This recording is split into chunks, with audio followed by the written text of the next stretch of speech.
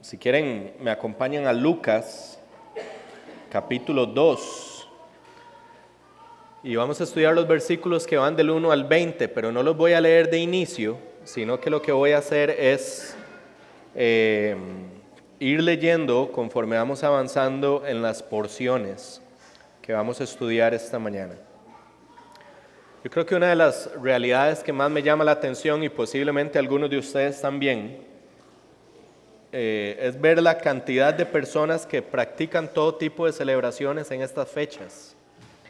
Es como si fuera una época especial, como para tener actividades, para tener reuniones, para ir a fiestas, preparar comidas, dar regalos, visitar a otros en sus casas, amigos, familias, incluso organizar paseos. Es como una época que culturalmente nos informa que hay que celebrar. Y es ahí donde nosotros, como Iglesia de Cristo, necesitamos reflexionar un poco.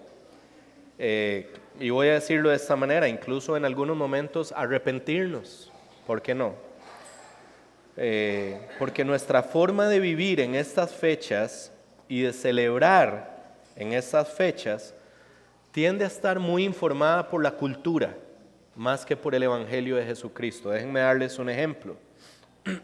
Esta es la época en que los cristianos más gastan plata. Eso es solo un ejemplo de cómo la cultura y específicamente el consumismo informa lo que nosotros debemos de hacer en Navidad.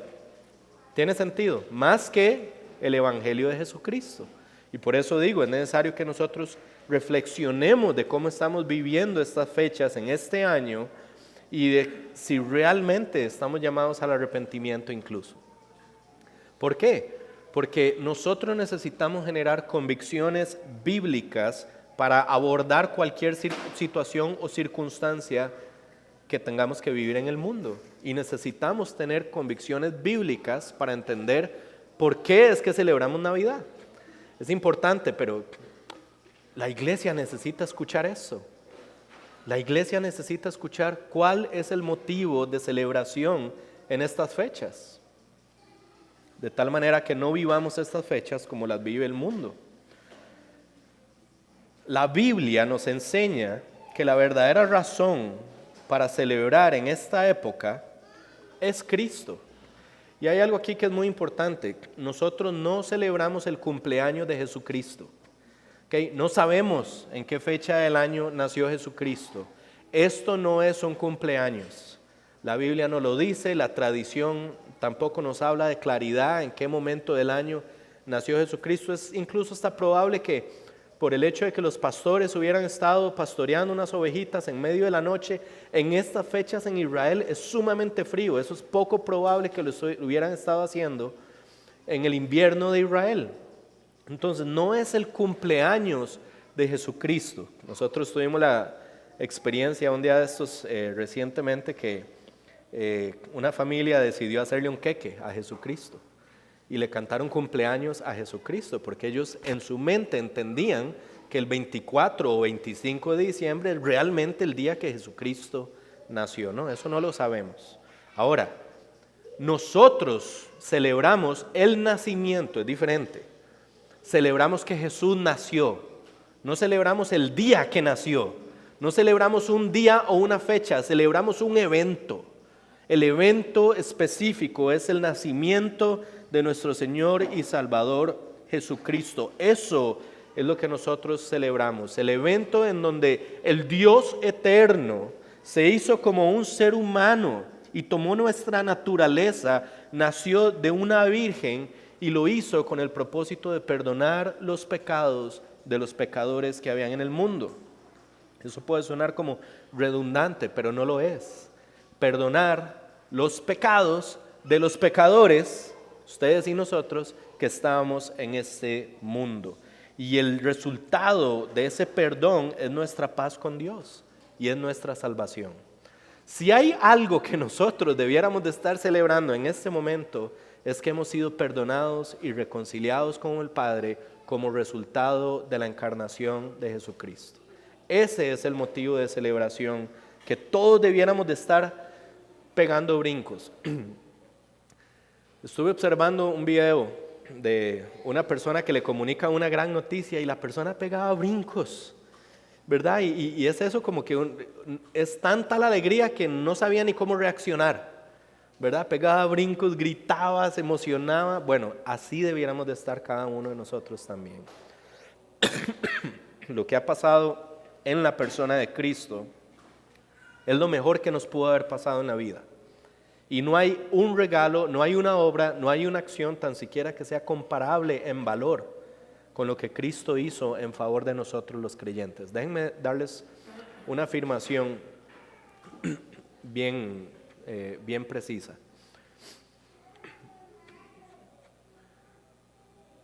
Cada creyente debería de demostrar gratitud los 365 días del año. Cada creyente debería demostrar gratitud los 365 días del año. Si comprendemos realmente quién es Cristo y lo que hizo por nosotros, no debiéramos de esperar una fecha para celebrar esto. No debiéramos de esperar una época para celebrar esto. Realmente tenemos razones para celebrar todo el año, aunque de manera particular lo hagamos en diciembre. Y esto es justamente lo que nosotros quisiéramos enseñar esta mañana. Es recordar una verdad central para nuestra vida, que todos los creyentes debiéramos de afirmarnos en esta verdad, particularmente en estas fechas, para que esta verdad nos provea el fundamento por el cual nosotros debemos de celebrar y tener gratitud, no solo todo el año, como dije, sino también en estas fechas. Porque esa verdad, familia, está por encima de cualquier actividad, de cualquier comida, de cualquier celebración, de cualquier fiesta, de cualquier regalo, de cualquier viaje o cualquier otra cosa que el mundo nos diga que se tiene que hacer o se tiene que practicar en diciembre. Y esta es la verdad fundamental. Fundamental me refiero a fundamento para nuestra fe, nuestra vida cristiana y particularmente para cómo vivir en estas fechas en medio de una cultura que se revela en contra del Evangelio. La verdad es esta: nosotros celebramos el nacimiento de Jesús porque Él es nuestra salvación y nuestra paz. Es muy sencillo, pero eso es lo que nos enseña la Escritura. Nosotros celebramos el nacimiento de Jesús porque Él es nuestra salvación y nuestra paz. Y vamos a estudiar esta verdad a partir de 3 verdades que el texto de Lucas nos provee. La primera es que Jesús es el Mesías. Jesús es el Mesías prometido en las Escrituras. Okay, Jesús es el Mesías prometido en las Escrituras. La segunda es que Jesús salvaría al mundo de sus pecados. Jesús salvaría al mundo de sus pecados. Y la tercera es que Jesús establecería la paz entre Dios y la humanidad. Jesús establecería la paz entre Dios y la humanidad. Y veamos la primera verdad en los versículos 1 al 7 del capítulo 2 del Evangelio de Lucas, porque Lucas tiene el propósito más bien de identificar a Cristo como el Mesías prometido. Vean lo que dice los versículos 2 del 1 al 7. Dice: Aconteció en aquellos días que salió un edicto de César Augusto para que se hiciera un censo de todo el mundo habitado. Este fue el primer censo que se levantó cuando Cirenio era gobernador de Siria. Todos se dirigían a inscribirse en el censo, cada uno a su ciudad. También José subió de Galilea, de la ciudad de Nazaret, a Judea, a la ciudad de David, que se llama Belén, por ser él de la casa y de la familia de David, para inscribirse junto con María, comprometida para casarse con él, la cual estaba encinta. Sucedió que mientras estaban ellos ahí, se cumplieron los días de su alumbramiento, y dio a luz a su hijo primogénito. Lo envolvió en pañales y lo acostó en un pesebre, porque no había lugar para ellos en el mesón. En el capítulo 1 del Evangelio de Lucas, si ustedes van a los versículos del 1 al 4 del primer capítulo, Lucas nos describe que él realizó una investigación diligente de los eventos relacionados con la vida de Jesús para escribirlos con precisión.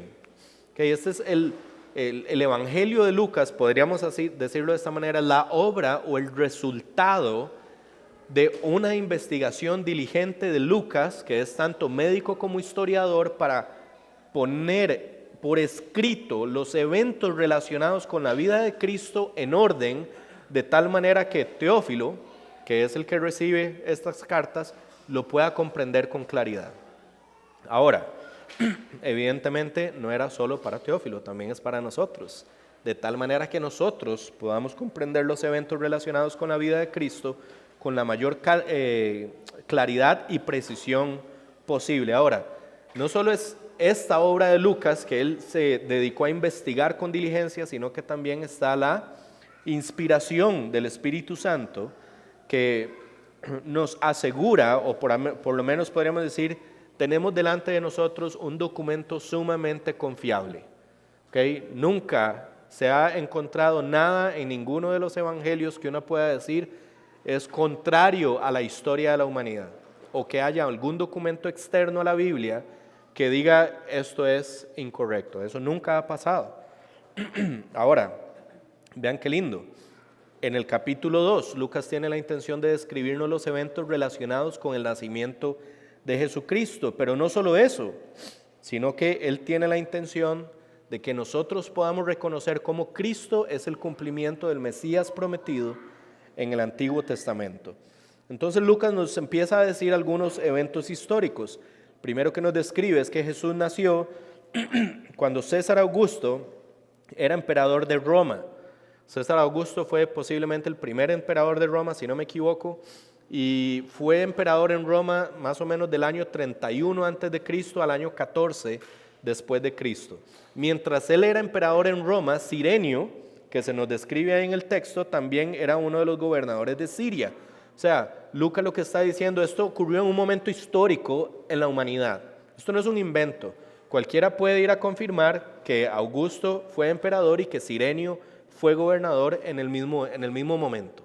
Entonces él nos está ubicando en un momento de la historia de la humanidad. Este emperador, César Augusto, realizó un censo que obligaba a las personas a inscribirse en su ciudad natal. En ese caso, María, junto con José, tuvieron que trasladarse desde Galilea en Nazaret hasta Belén, porque el texto nos describe que José era uno de los descendientes de David, cuya ciudad natal había sido Belén. Y por eso es que ellos tuvieron que ir hacia Belén. Cuando llegan a Belén, nace Jesús. Esto es importantísimo, porque nosotros entonces tenemos que entender qué nos dice el Antiguo Testamento sobre cuál debía de ser o cuáles debían de ser algunas características que tenía que tener el Mesías en cuanto a profecías dadas en el Antiguo Testamento que tenían que cumplirse en el Mesías. Porque Lucas tiene la intención de que nosotros podamos identificar a Cristo como el Mesías prometido. Y entonces nos va a dar al menos en esta porción que acabamos de leer 3 profecías que se cumplen en Jesucristo. La primera es que el Mesías debía de ser un descendiente de David.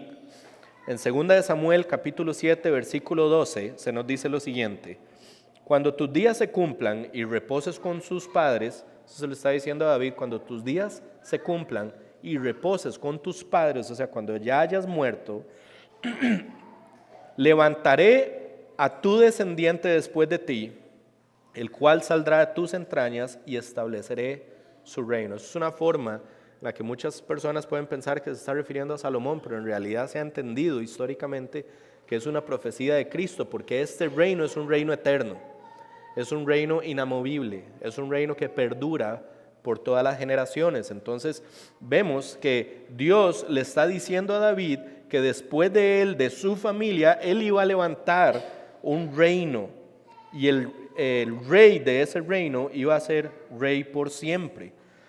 Vemos que entonces en el texto que nosotros acabamos de leer, en Lucas, se nos dice que Jesús era un descendiente de David. ¿Okay? Vean la segunda conexión o la segunda profecía. Miqueas 5, versículo 2 dice lo siguiente: pero tú, Belén, gracias, man. Pero tú, Belén Efrata, aunque eres pequeña entre las familias de Judá, de ti me saldrá el que ha de ser gobernante en Israel, y sus orígenes son desde tiempos antiguos, desde los días de la eternidad. Eso es impresionante. Perdón. Porque Miqueas lo que nos está diciendo es que ese Salvador, que ese Mesías, habría de nacer en Belén. Pero además nos dice que sus orígenes son desde tiempos antiguos, desde los días de la eternidad. O sea, nos está diciendo que ese Mesías en realidad nunca tuvo principio, nunca tuvo comienzo, siempre ha existido, es eterno, y ese es Cristo. Entonces, este Mesías que iba a nacer en Belén, que era descendiente de David, iba a tener una característica: era eterno. Y esto lo hace más glorioso cuando vayamos avanzando en el texto. Hay una tercera conexión. Voy.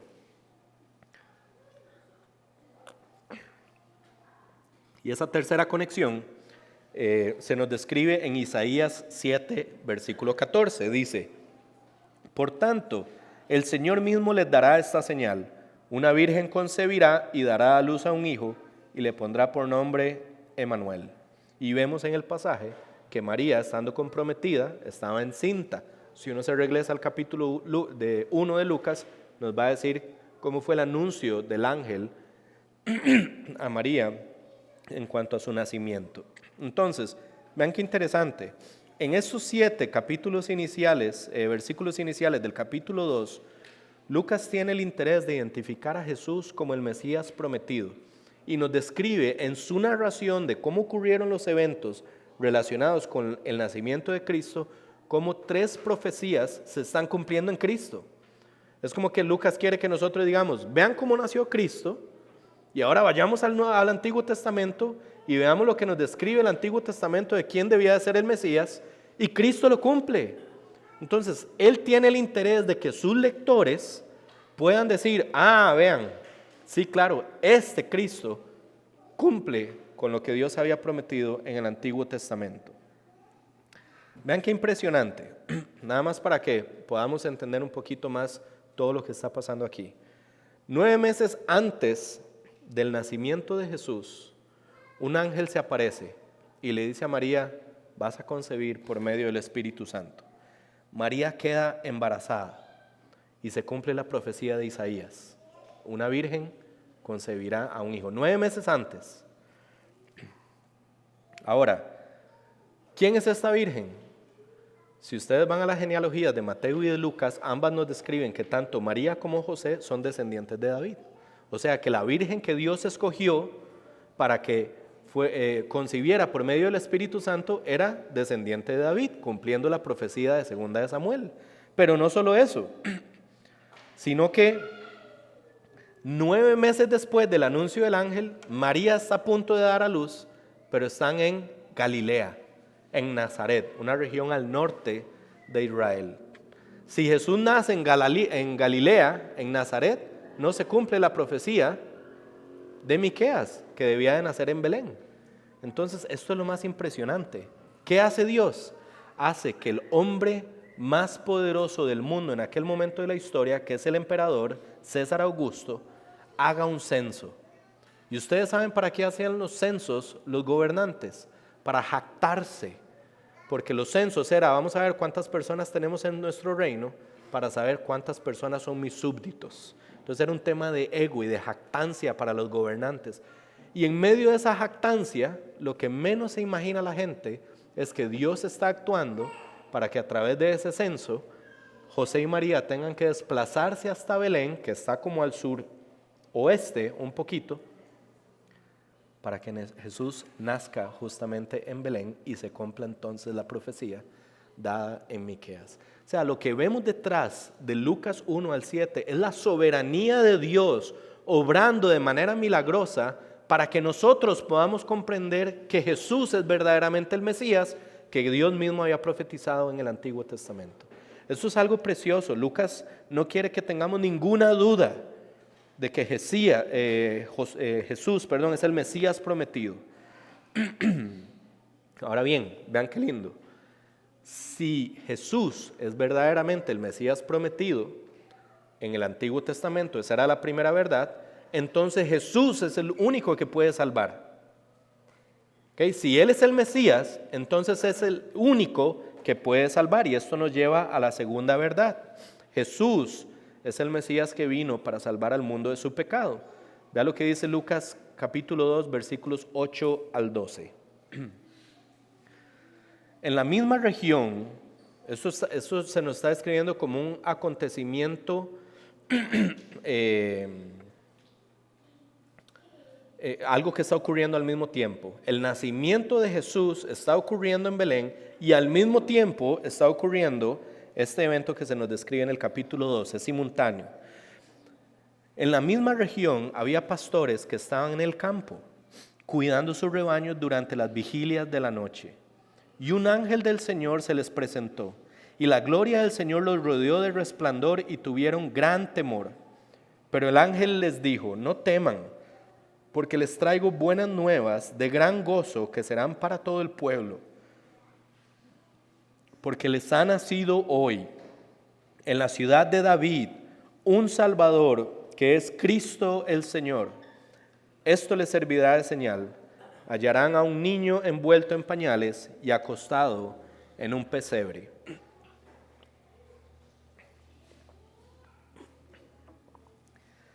Mientras Jesús estaba naciendo en un mesón y había sido colocado en un pesebre, de manera simultánea en alguna de las regiones cercanas a Belén, unos pastores están cuidando sus ovejitas. Una noche normal para los pastores, como cualquier otra noche, y sin embargo se ve interrumpida por el anuncio más glorioso junto con la resurrección que la humanidad haya jamás escuchado. El anuncio viene a los pastorcitos. Vean qué maravilloso que es Dios. En ese momento estaba el sumo sacerdote en Jerusalén. Estaban los sacerdotes en Jerusalén, estaban los levitas en Jerusalén, había escribas, fariseos, maestros de la ley, rabís, había toda clase de líder espiritual. Y el Señor escogió dar el anuncio del nacimiento de Jesucristo a unos humildes pastorcitos que estaban en medio de la noche cuidando sus rebaños. Saben, los pastores eran personas menospreciadas en la cultura de Israel en aquel momento. Eran tan menospreciadas que su testimonio no contaba en las cortes. O sea, su voz no era considerada como algo de valor, ni siquiera eran confiables para el pueblo de los israelitas. Así de menospreciados eran. Y fue a ellos a los que Dios decidió darles el anuncio del nacimiento de Jesucristo, nuestro Salvador. Un ángel se les aparece y se llenan de miedo. Pero vean el anuncio del ángel. Lo primero que el ángel les dice es: no teman. Ahora, si nosotros entendemos el momento histórico, la última vez que Dios había hablado a uno de sus profetas había sido hace 400 años. 400 años de silencio, en donde Dios no había dicho nada, no se había manifestado, no se había revelado. Y ustedes son pastorcitos ahí en medio de la noche, como cualquier otra noche, y de un momento aparece un ángel. ¿Cuál sería nuestra reacción? Nos llenaríamos de temor seguramente también, pero el ángel les dice: no teman, no teman, porque les traigo noticias de gran gozo. Okay, entonces eso es como: no teman, porque lo que les vengo a decir no es para llenarlos de temor, es para darles un gran gozo, un gozo incomparable. Esta es posiblemente la mejor noche en la historia de la humanidad. No hay un evento que se compare con esta noche. No hay nada en el mundo que se compare en valor con la encarnación de Dios en la persona de Jesucristo. Nunca ha habido y nunca habrá una noche como esta, desde la caída de Adán y hasta el regreso de Jesucristo, porque nunca se ha escuchado un anuncio igual. Este ángel viene y les dice: hoy les ha nacido en la ciudad de David un Salvador, que es Cristo el Señor. Ahora estábamos cantando una canción que dice siglos en oscuridad, esperando una señal, la promesa. ¿Cuándo llegará? Ese día fue anunciado el nacimiento del Salvador.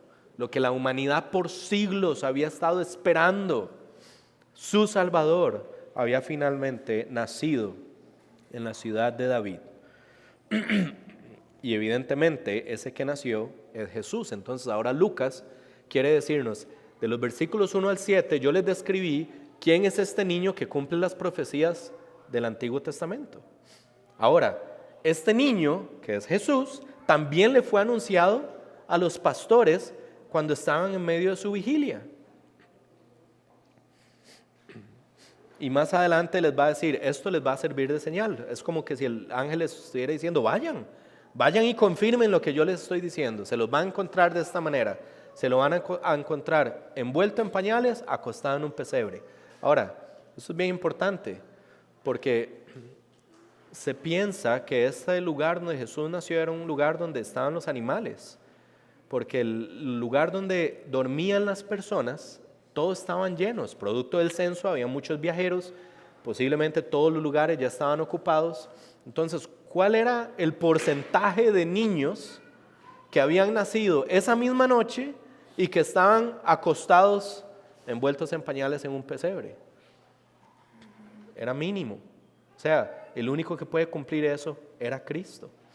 Y los pastores, los ángeles le dicen a los pastores, vayan, esto les va a servir de señal. Y esta es la forma en la que Lucas conecta que ese Jesús, que se describe como el que es descendiente de David, el que nació en Belén y el que nació de una virgen, ese Jesús es el que está ahí acostadito en un pesebre en Belén. Es el mismo, es como que Lucas nos quiere decir, estoy hablando del mismo.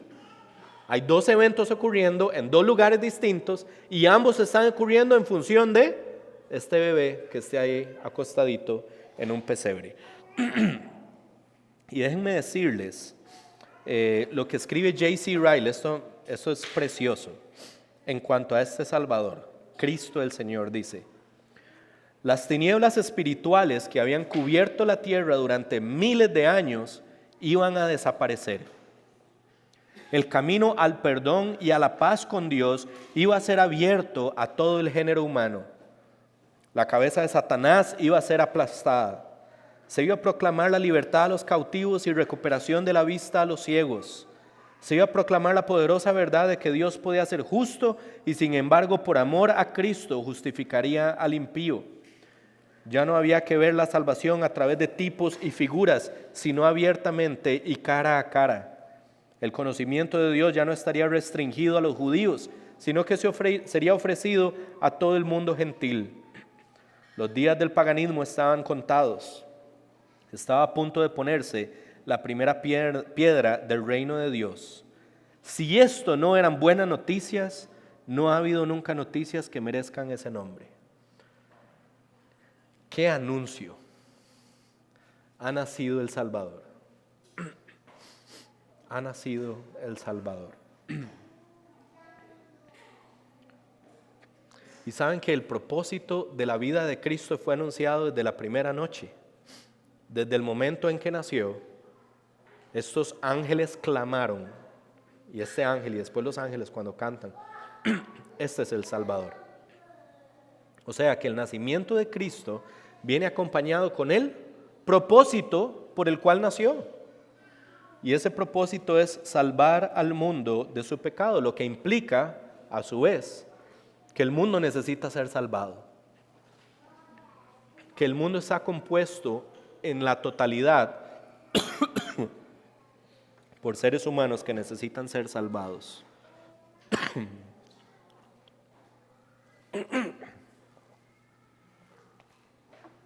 Por eso, familia, que nosotros como creyentes nunca deberíamos de ver el nacimiento de Jesús al margen del propósito por el que nació. Voy a repetirlo.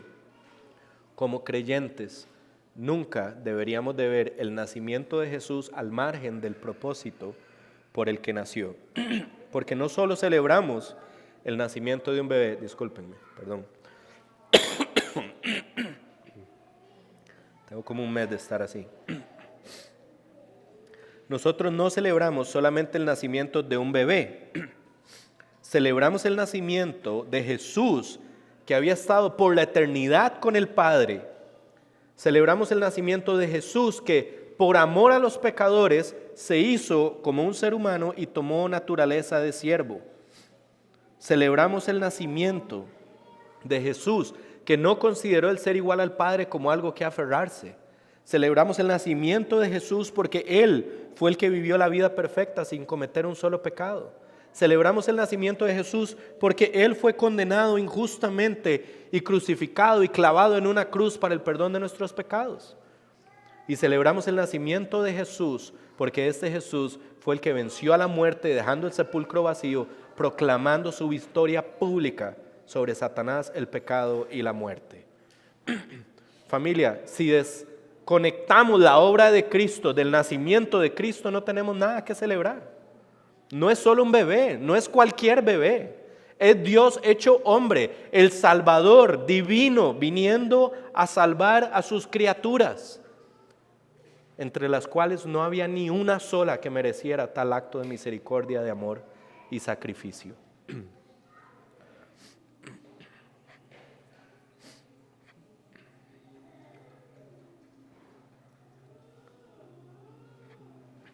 Ese es el Cristo que celebramos. Ese es el nacimiento que celebramos. El nacimiento que cambió la historia de la humanidad. El nacimiento de aquel que cambió el destino eterno de cada uno de nosotros, los que hemos puesto nuestra fe en Él como Salvador. Familia, no hay actividad, comida, fiesta, regalo, viaje, cualquier otra cosa que se compare en valor al nacimiento de nuestro Señor y Salvador Jesucristo. Es más, usted puede poner todas ellas juntas y todas ellas juntas tienen un valor infinitamente inferior al nacimiento de nuestro Señor y Salvador Jesucristo. De hecho, si Cristo no hubiera nacido, eso es como una secuencia, si Cristo no hubiera nacido, entonces no hubiera muerto. Si no hubiera muerto, no hubiera resucitado. Y sin muerte y resurrección, usted y yo estaríamos todavía bajo condenación. Y si usted y yo estuviéramos todavía bajo condenación, familia, no hay ni una sola cosa que celebrar. En los 365 días del año no habría nada que celebrar. ¿Qué vamos a celebrar si vamos por la eternidad a la ausencia de Dios, al castigo eterno? ¿Qué hay que celebrar? Nada. Pero si Cristo nació, que es la historia de los evangelios, ese Cristo nació, ese es el Salvador. ¿Cómo lo demostró? Dejando el sepulcro vacío. Y si el sepulcro está vacío, entonces familia, nosotros podemos tener la certeza de que estaremos en eternidad con Él. Esto es lo que celebramos, familia. No nos afanemos por cómo queda la piernita, no nos afanemos por cómo nos queda el arroz, la ensalada, el postre, por si tenemos regalos o no, familia. ¿Saben qué? El que tiene una pierna así bien grande en la casa puede celebrar el mismo evento de la misma forma del que puede comerse un pancito con natilla en su casa el 24 o 25 de diciembre. Porque no celebramos esas cosas son del mundo. Hoy están y mañana no están y Cristo sigue siendo el mismo. Cristo no cambia y su obra es para siempre en beneficio de aquellos de los que salvó. Entonces no importa si tenemos muchas fiestas o poquitas fiestas, si tenemos mucha comida o poquita comida, Cristo vino a salvarte y eso es lo que importa en estas fechas. No deberíamos de dejar que nada de esas cosas que no son malas en sí mismas tomen un lugar de supremacía en nuestra vida en estas fechas, sobre todo, como para que nosotros nos afanemos o perdamos el gozo por lo que realmente deberíamos de estar celebrando. Familia, fuiste salvado sin merecerlo, porque Dios decidió hacerse un ser humano y venir a ser uno más en su propia creación, porque era la única forma de pagar por los pecados de tal manera que pudieras estar con Él por la eternidad. Ese es el Evangelio de Cristo, eso es lo que tenemos para celebrar. Y no importa la situación donde estemos hoy en este momento, Podríamos estar más solitos que otros, podríamos tener menos recursos que otros, podríamos tener más celebraciones que otros, no importa. La misma sangre se ha derramado por Carlos que por Gaby. El mismo Espíritu Santo lo ha recibido Ana que Karen. Todos tenemos motivo para celebrar, familia, si tan solo nos enfocáramos en el verdadero motivo de celebración. No dejemos que las cosas de la cultura y el consumismo tomen el lugar que solo Cristo puede tener en nuestras vidas. Porque así como a los pastorcitos que eran despreciados a nivel de la sociedad, Dios ha escogido lo necio del mundo para avergonzar a los sabios, y Dios ha escogido lo débil del mundo para avergonzar a lo que es fuerte, y lo vil y despreciado del mundo ha escogido Dios, lo que no es, para anular lo que es, para que nadie se jacte delante de Dios. ¿Y saben quién estamos entre esos viles y despreciados del mundo? Cada uno de nosotros. Gloria a Dios, porque no vino por la élite. Gloria a Dios, porque vino por los quebrantados de corazón. Por eso les digo que el anuncio del nacimiento del Salvador junto con el anuncio de la resurrección son sin lugar a duda los mejores anuncios que la humanidad haya escuchado jamás en la vida. Y vean qué lindo, porque el ángel le dice, vayan y se van a encontrar este bebé ahí. Esta es la señal, vayan, comprueben que lo que estamos diciendo es cierto. Entonces Lucas nos está haciendo esa conexión. Este es el bebé, ese es Jesús. Pero no se vayan a confundir, no es solo el bebé, no es esa figurita que algunos ponen en el portal. Y el portal no tiene nada malo, no me estoy refiriendo a eso. Pero muchas veces, ¿verdad? Ponemos la figurita del bebé. No, familia, este es el Salvador del mundo. No hay nadie como Él. Es único, inigualable. Es el eterno encarnado para salvar a su iglesia. Y nosotros somos su iglesia. Él es incomparable, inigualable. Él es la fuente de nuestras vidas y el verdadero motivo de celebración para la iglesia de Jesucristo. Ahora, en la historia, Lucas está haciendo una narración. Él tiene un propósito, él quiere llegar a algún lugar. Entonces, vean cómo lo describe. Del 1 al 7 es, este bebé que nació en Belén es el que había sido prometido en el Antiguo Testamento. Ahora, ese mismo bebé es el Salvador del mundo. Ahora, como ha venido a salvar al mundo, ha alcanzado un resultado en favor de la humanidad. ¿Okay? Ha logrado algo en favor de la humanidad que la humanidad no podía lograr por sí misma. Y eso nos lleva a la tercera verdad. Jesús establece la paz entre Dios y los que creen. Jesús establece la paz entre Dios y los que creen. Vean los versículos del 13 al 20. Dice, de repente apareció con el ángel una multitud de los ejércitos celestiales, alabando a Dios y diciendo, gloria a Dios en las alturas, y en la tierra paz entre los hombres en quienes Él se complace.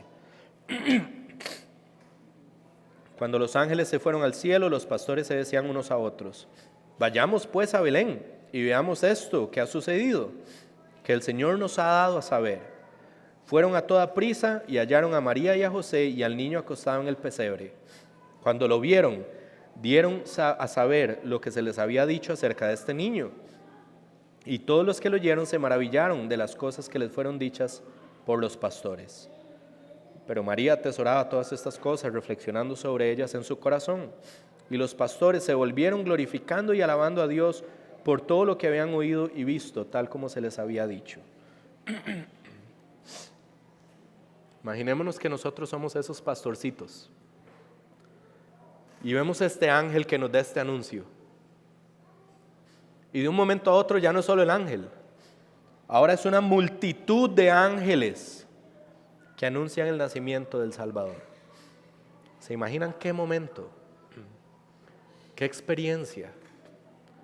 Eso es totalmente anormal, eso es milagroso.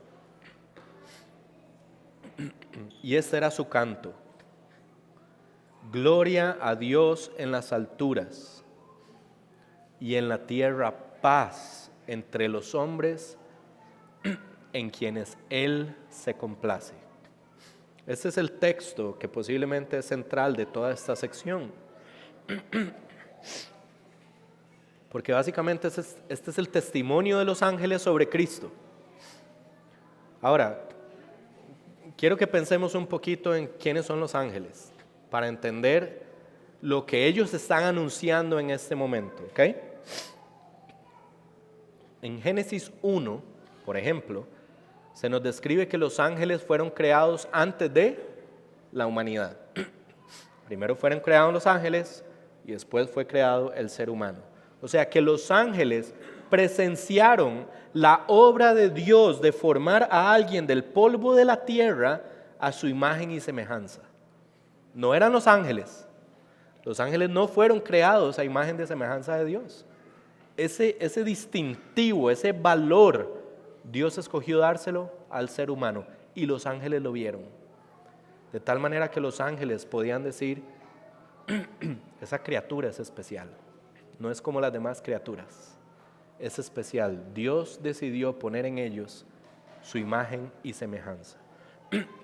Pero estos mismos ángeles vieron cómo entró el pecado al mundo, vieron cómo Satanás se rebeló en el cielo y vieron cómo después Satanás engañó a Adán y a Eva y ambos comieron del fruto y se produjo la caída del ser humano. ¿Cuál fue el resultado de la caída del ser humano? La separación o la enemistad entre Dios y la humanidad. Y los ángeles lo vieron. Posiblemente un día de mucha tristeza para los ángeles, de ver cómo esta criatura a la que Dios había coronado de dignidad al darle su imagen y semejanza, decidió rebelarse contra el Creador. Pero ¿saben qué fue lo siguiente que escucharon los ángeles? El anuncio de Dios mismo en Génesis 3:15, cuando Dios le dice a la serpiente, pondré enemistad entre tú y la mujer, y entre tu simiente y su simiente. Él te herirá en la cabeza y tú lo herirás en el talón.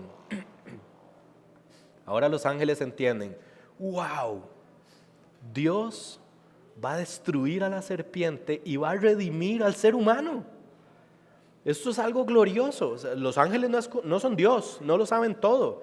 Ellos están al servicio de Dios y se van dando cuenta de las cosas conforme Dios las va poniendo en práctica. Y Dios anuncia que va a venir el Salvador y que va a destruir a Satanás. Eso es destruir a Satanás y los efectos de la obra de Satanás en la humanidad. O sea, la condenación eterna, la separación entre Dios y nosotros, la enemistad entre Dios y nosotros. Y los ángeles se maravillan y empiezan a pensar, ¿y cuándo va a pasar esto? Y están a la expectativa de todo lo que va haciendo Dios y van viendo cómo Dios va estableciendo qué es lo que hace primero. Escoge a Abraham. Wow, Dios lo va a hacer por medio de Israel y establece a Israel en Egipto.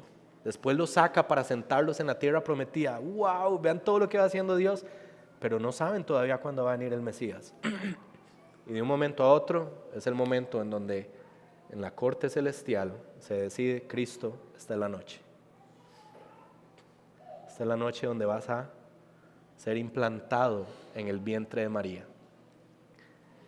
Y concibe María por el Espíritu Santo. ¿Y saben qué pasa? Los ángeles que habían visto a Cristo reinando desde antes de la creación de la humanidad, ¿saben a quién están viendo ahora? A Cristo encarnado en un bebecito. ¿Ustedes entienden eso? Ellos habían contemplado la gloria de Cristo a lo largo de la narración del Antiguo Testamento, lo habían visto reinando y ahora están maravillados porque ese Cristo ha tomado una forma humana. Esto es impresionante. Por eso los ángeles cantan gloria a Dios en las alturas y paz entre los hombres en quienes Él se complace. Y esto no debiéramos de perderlo de vista. Eso tiene una profundidad teológica impresionante. Ellos reconocieron cuando estaban cantando gloria a Dios en las alturas y paz a los hombres en quienes Él se complace, que ese Mesías, ese bebé, era el que finalmente iba a acabar la separación entre Dios y la humanidad. Era el que iba a quitar la enemistad entre Dios y la humanidad. Era el que iba a destruir los efectos del pecado en favor de la humanidad. Ahora, noten eso. Paz entre los hombres en quienes Él se complace. Paz entre los hombres en quienes Dios se complace. Y esta es la pregunta. ¿Alguno de nosotros podría decir que Dios se complace en nosotros sin Cristo? ¿Alguno de nosotros podría levantar la mano y decir, yo sé que Dios se complace en mí, yo no necesito a Jesucristo? No. Entonces, esto es muy importante. ¿Saben qué hizo Cristo? Nos amó cuando nosotros éramos pecadores, cuando no había nada rescatable en nosotros. No había nada que nos hiciera merecedores o dignos de la salvación. En ese momento, Él nos amó. Y la demostración de su amor, una cosa es decir que nos ama, otra cosa es que demuestre que nos ama. Y la demostración de su amor empieza con su encarnación. Aquí es donde empezamos a ver la demostración de su amor. El clímax de su amor es la cruz de Cristo. Pero esta es la primera demostración del amor de Jesucristo en favor de nosotros, su encarnación. Ahora, Él vivió la vida perfecta, nosotros no. Él vivió la vida perfecta, una vida sin pecado. Siempre agradó a Dios en todo lo que pensó, en todo lo que habló, en todo lo que hizo. Él siempre agradó a Dios y Dios se complació en Él. Ahora, el anuncio del Evangelio es tan lindo porque lo que nos describe el Evangelio es que hay una doble imputación en la cruz del Calvario. En la cruz del Calvario es donde nuestros pecados de todo el que cree le son imputados a Cristo. Eso podríamos decirlo de esta manera, le son considerados a Cristo, pero al mismo tiempo la justicia de Jesucristo y su perfección le es imputada a la iglesia, a todos los que creemos. De tal manera que cuando Dios ahora nos ve a nosotros, lo que ve es los méritos de Cristo en nosotros. Y por eso se complace en nosotros. Entonces, ¿la paz para quién es? ¿Para cualquier ser humano? No. La paz que el texto anuncia es para los que creen. Porque los que creen se les ha considerado la justicia y la perfección de Cristo a favor de ellos. De tal manera que ahora Dios se complace en ellos, de la misma manera que se complació en Cristo. Eso es lo que el texto nos está diciendo. Saben, familia, muchas veces nosotros, o si ustedes al menos son como yo, muchas veces nosotros pecamos y estamos en lucha contra el pecado, incluso a veces estamos entregados al pecado. Y nosotros podríamos estar pensando que Dios está disgustado con nosotros, que Dios está defraudado de nosotros, que Dios está decepcionado de nosotros. Todas esas son mentiras de Satanás. Porque el texto nos dice que Dios se complace en nosotros. Ahora, Dios no se complace en nuestro pecado. Evidentemente ese no es el sentido de la expresión. Dios se complace en el hecho de que Cristo nos salvó. Y se complace en el hecho de que la perfección de Cristo nos ha sido considerada a nuestro favor. Y se complace en la realidad que cuando Él nos ve, ve a Cristo en nosotros. Entonces, familia, este es el glorioso evangelio de Jesucristo. Si Dios siguiera viendo nuestro pecado para condenación, no estaríamos en paz con Dios. Pero como Dios ve la obra de Cristo en nosotros, y ve la perfección de Cristo en nosotros, y ve la sangre del Cordero derramada en la cruz del Calvario en nuestro favor, entonces ahora ¿qué tenemos según el texto? Paz. La paz con Dios es el resultado de la salvación de Cristo. Y esa paz la podemos disfrutar cada uno de nosotros. Piensen, ¿qué sería de nosotros si Dios estuviera o siguiera estando enemistado con nosotros? Si su ira estuviera en nuestros hombros aún, ¿qué sería de nosotros? ¿Qué tendríamos que celebrar? Absolutamente nada.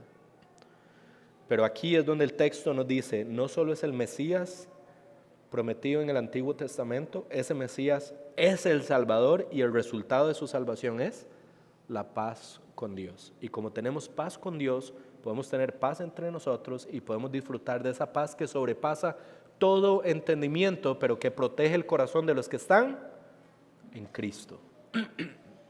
Esa es la gloria del Evangelio. Eso es lo que debiéramos de estar celebrando en estos momentos, familia. Ninguna otra cosa es motivo de celebración en estas fechas. Vamos a ver, hay cosas que celebrar, pero no hay nada que se compare en valor a la celebración del nacimiento de Jesucristo. Porque ya no somos sus enemigos. Ustedes se imaginan, desde Génesis 3 la humanidad era enemigo de Dios. Éramos rebeldes en contra de Dios, merecedores del castigo eterno.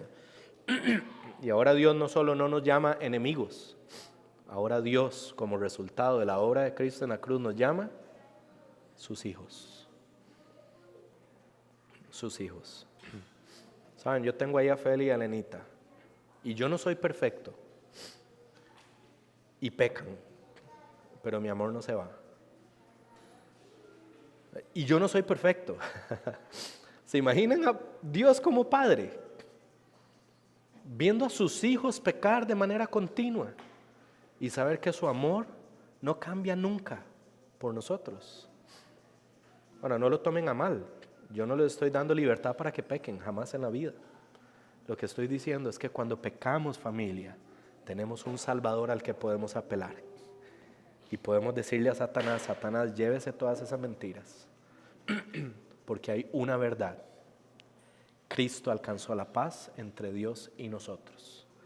Y eso será una realidad eterna desde el momento en que fuimos salvados y por la eternidad futura.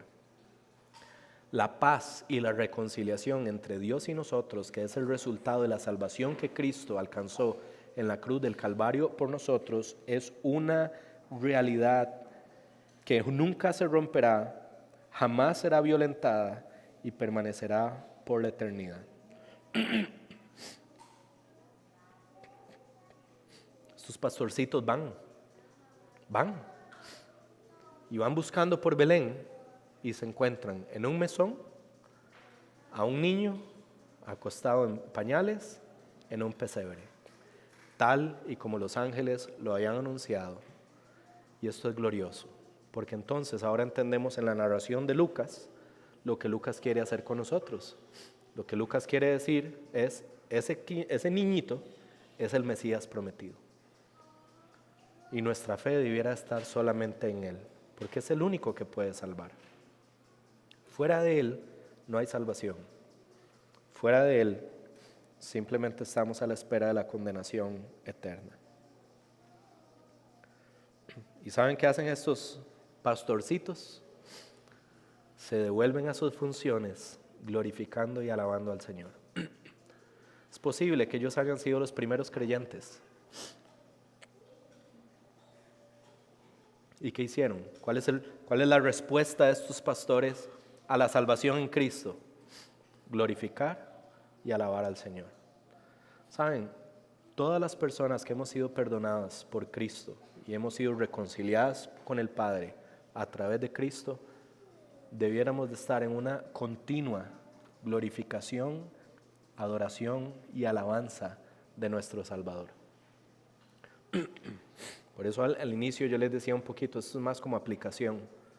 Los creyentes deberíamos de ser las personas más agradecidas que hay en el mundo. No deberíamos de tener un solo creyente que sea quejumbroso, se dice, quejoso. No debería haber un creyente quejoso o quejumbroso. ¿De qué te estás quejando si Dios te dio la salvación? ¿De qué te estás quejando si Cristo vino al mundo a pagar por tus pecados y los cargó en una cruz? Durante 3 horas sufrió la ira de Dios por tus pecados. ¿De qué te estás quejando? Celebra la vida eterna.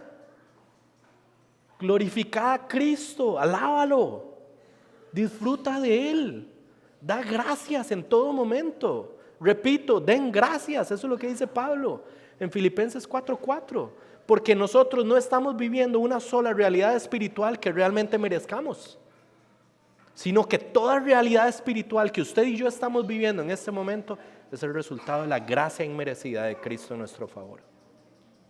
Así que familia, no nos quejemos. Número 1. Y número 2, no permitamos que las cosas mundanas opaquen el verdadero propósito de estas fechas que nosotros como iglesia celebramos, que es el nacimiento de Jesús, porque Él es nuestra salvación y Él es nuestra paz. Yo no sé cómo está tu vida hoy. En términos generales, nosotros como pastores conocemos dónde está la iglesia, pero tal vez hay situaciones particulares que están pasando en tu vida que no estés teniendo gratitud o te estén impidiendo celebrar a Cristo. Y yo quisiera que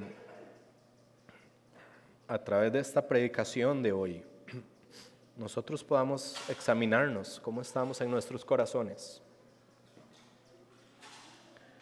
Y como iglesia, somos su iglesia. Él es nuestro Salvador. Él no está apuntándonos con el dedo diciendo, vea todo lo que yo he hecho y vea usted cómo está viviendo.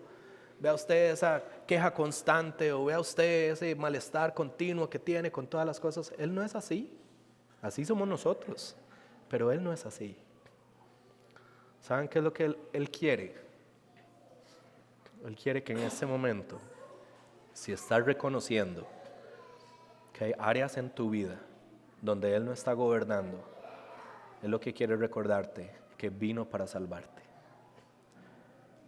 Y no solo vino para salvarte, vino para cambiar tu vida, vino para transformar todo lo que eres en todo lo que Él es.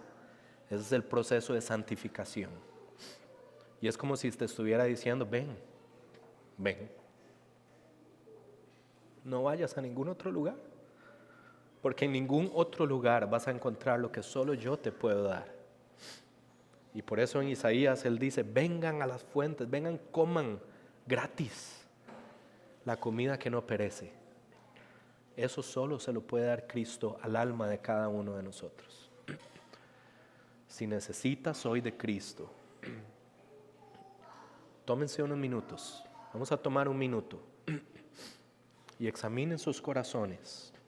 Y tal vez tengamos que pedir perdón, pero recordemos que el que confiesa sus faltas, Dios que es fiel y justo, nos perdona y nos limpia de todo pecado. Tal vez este es un momento en donde tenemos que reconocer nuestras faltas y acudir al Señor. Y acudir nuevamente a la fuente de vida que es Cristo. Y saben, todos como iglesia necesitamos esto continuamente. Que se nos recuerde, no vayas a otros lugares a encontrar lo que solo Cristo te puede dar.